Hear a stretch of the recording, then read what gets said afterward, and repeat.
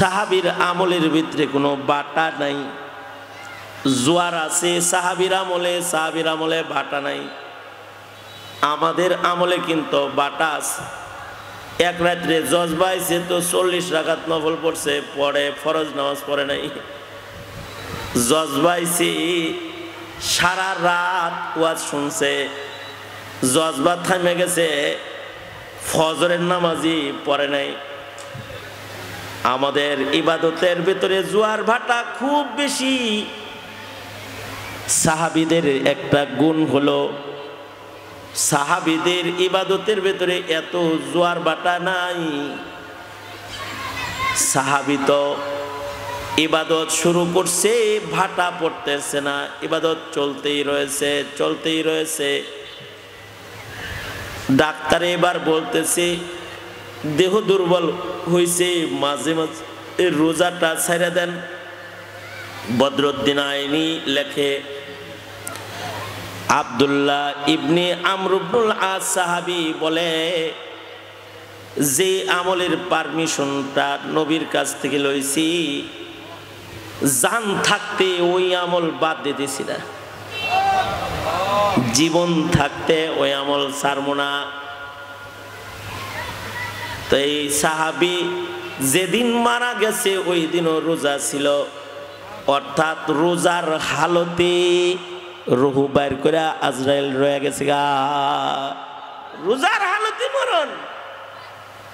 এ কারণে মরণ রোজার মাসে কামনা করতে হয়।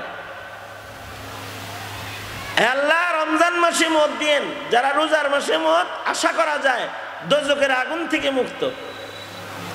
কারণ রমজান মাসে দোজখের তালা কি খোলা থাকে না বন্ধ থাকে?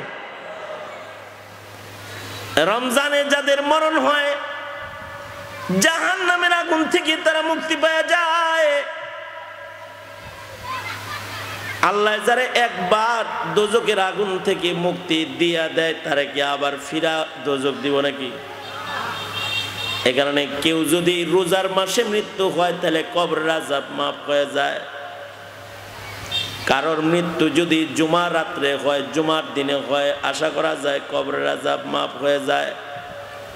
কারণ জুমার দিন ক্ষমার দিন, জুমা রাত ক্ষমার রাত। আল্লাহর কাছে মনে মনে কামনা করতে হয় আল্লাহ জুমার দিনে মরণ দিন, ওগো আল্লাহ জুমা রাতে মরণ দিন, জুমার দিনে মরণ দিন, শহীদি মরণ দিন, রোজার হালতে মরণ দিন, নামাজ পড়তে পড়তে মরণ দিন, তওয়াফ করতে করতে মরণ দিন, কোরআন পড়তে পড়তে মরণ দিন। হযরত উসমানের ঘরের ভিতরে দুশমন ঢুকে গেছে। মুসলিম জাহানের তৃতীয় খলিফা হযরত উসমানের গর্দান কেটে ফেলবে, হত্যা করবে, শহীদ করবে।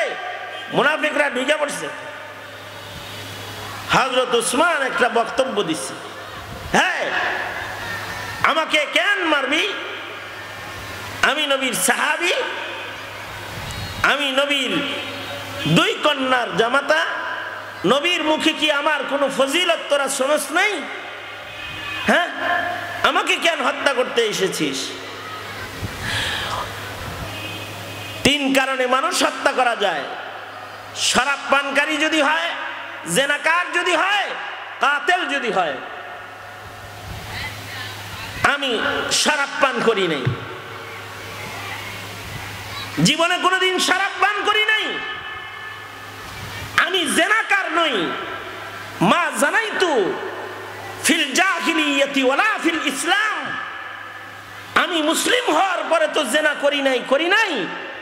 যখন আইয়ামে জাহিলিয়াত ছিল জেনার দাগ আমার গায়ে লাগে নাই। আমার মারতে এসেছিস কেন?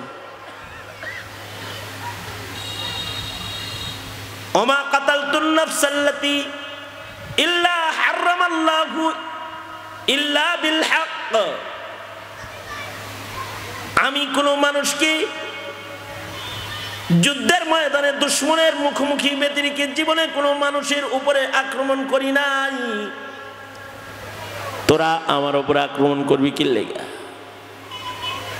এই কথা বইলা হযরত উসমান আর কোনো ডর নাই, সোজা কোরআন তেলাওয়াত শুরু করছে। যখন কোরআন পড়তেছে মুনাফিকদের ভিড়ে যে সকল মুসলমানরা হযরত উসমানের ঘরে ঢুকছে, আল্লাহর কোরআনের তেলাওয়াত শুই না এগুলোর ঈমান বেড়ে গেছে, এগুলো লাভ দিয়ে বাইর হয়ে ভাগ্যে চলে গেছে গা। কিন্তু যেগুলো কাটটা মুনাফিক এগুলো আর সরে নাই। তারা তেলাওয়াতরত হযরত উসমানের গর্দানের পরে ছুরি বসায় দিছে, ধারালো ছুরি। হযরত উসমানের বিবি হাতের দ্বারায় তরবারির আঘাত ঠেকাইবার জন্য হাত পাতছে। হযরত উসমানের বিবির 4 আঙ্গুলের মাথা কাইটা জমিনের উপরে পড়ে গেছে, আর ছুরির আঘাতটা হযরত উসমানের গর্দানের উপরে পড়ে গেছে। কি ভাগ্য, কি নসিব যে হযরত উসমানের গায়ের রক্ত ফিনকি দিয়া বাইর হইয়া আল্লাহর কোরআনের পাতার উপরে পড়ে গেছে। অর্থাৎ কোরআন শরীফ তেলাওয়াতরত ওনার মৃত্যু হয়েছে। আল্লাহর রাসূল বলেন কোরআন ময়দানে মাহশারে শাফাআতকারী হবে। তে হযরত উসমানের রক্তমাখা কোরআন গাওয়াহ প্রদান করবে, সাক্ষী দিবে উসমান শহীদ। নসিব আলামত কোরআনের পাতার উপরে মরণ, শহীদি মরণ। কারণ মরণ যদি হয় কোরআন পড়তে পড়তে, তাহলে তার মরণটা ভালো মরণ। এমনকি আল্লাহর রাসূল বলেন কারোর মরণ যদি হয় জিকির করতে করতে, আল্লাহর রাসূল বলেন যার শেষ কথা হবে লা ইলাহা ইল্লাল্লাহ, যার মরার সময় শেষ কথা হবে লা ইলাহা ইল্লাল্লাহ, দাখালাল জান্নাহ। আল্লাহর রাসূল বলেন সে মৃত্যু নামক দরজা হবে তার জান্নাতের দরজা। একদিক দিয়া মরবো আর আরেক দিক দিয়া আল্লাহর জান্নাতে ঢুকে পড়বো। এজন্যে আল্লাহর কাছে বলতে হয় ওগো আল্লাহ, মরণ তো আইবই, আপনি আমাকে কালিমাওয়ালা একটা মরণ দিন, আমি যেন মৃত্যুর সময় কালিমা পড়তে পারি। ওগো আল্লাহ, আপনি আমাকে কালিমা পড়ার একটা মৃত্যু দান করবেন। কালিমাওয়ালা মরণ চাওয়া আল্লাহ পাকের কাছে, কালিমা পড়তে পড়তে মরণ হয় এমন মৃত্যু চাওয়া। আমাদের কিছু কিছু বুজুর্গ আছে, তারা একদিক দিয়ে কালিমা পড়ছে আর একদিক দিয়ে রূহ বের হয়ে গেছে। যাদের এইরকম মরণ হয় তাদেরকে ফিরিস্তারা জান্নাত খুললা ডাক দেয়, আয় দূরে সিলিয়াত দিন আল্লাহর কাছে, আয় আয় ঢুকে পড় জান্নাতে আয়, ডাক দেয় সামনে। আবু বকরকে ডাক দিছে, হযরত আমির মুআবিয়া রাদিয়াল্লাহু আনহুকে ডাক দিছে, আয় আল্লাহর কাছে আয়, ডাক দিয়া লাইছে। আমাদের এক বুজুর্গ ছিলেন আবু যুরআ আর রাজি রহমতুল্লাহি আলাইহি, অনেক বড় এক মুহাদ্দিস ছিলেন, যিনি আহমদ বিন হাম্বল রহমতুল্লাহ আলাইহির উস্তাদ। শুধু আহমদ বিন হাম্বলের উস্তাদ না, ইয়াহইয়া ইবনে মাঈন ওনার উস্তাদ, আলী ইবনুল মাদনীর উস্তাদ, আর ওনারা হলো ইমাম বুখারীর উস্তাদ। তার মানে ইমাম বুখারীর দাদা উস্তাদ আবু যুরআ আর রাজি। ওনার যখন মৃত্যু হয়েছে, ওনার তো হাজার হাজার হাফেজে হাদিস ছাত্র ছিল, সব ওনার চতুর্দিক দিয়ে বসে হাদিস পড়া শুরু করছে, কোরআন পড়া শুরু করছে, হাদিস পড়া শুরু করছে, চতুর্দিক দিয়ে বইয়া। আবু যুরআ রাজি রহমাতুল্লাহ আলাইহি সাকরাত চলতেছে, মরণের যন্ত্রণা চলতেছে। অনেক বড় মুহাদ্দিস ছিলেন, এত বড় মুহাদ্দিস ছিলেন যার লাখ লাখ হাদিস মুখস্থ।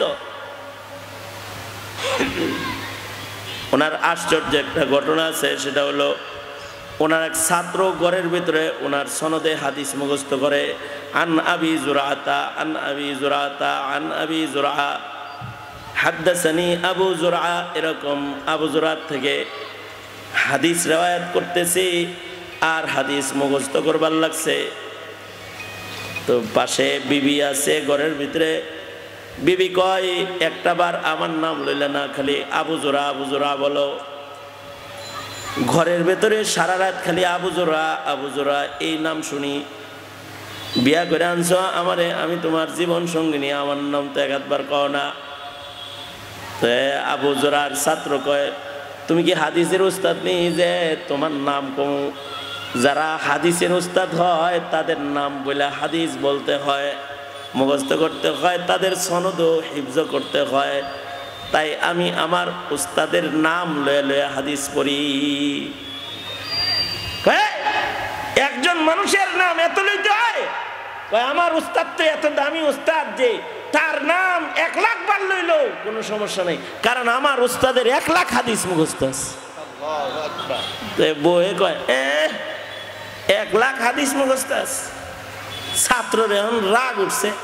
ছাত্র কয় আমার উস্তাদের যদি 1 লাখ হাদিস মুখস্থ না থাকে তাহলে তুই 3 তালাক।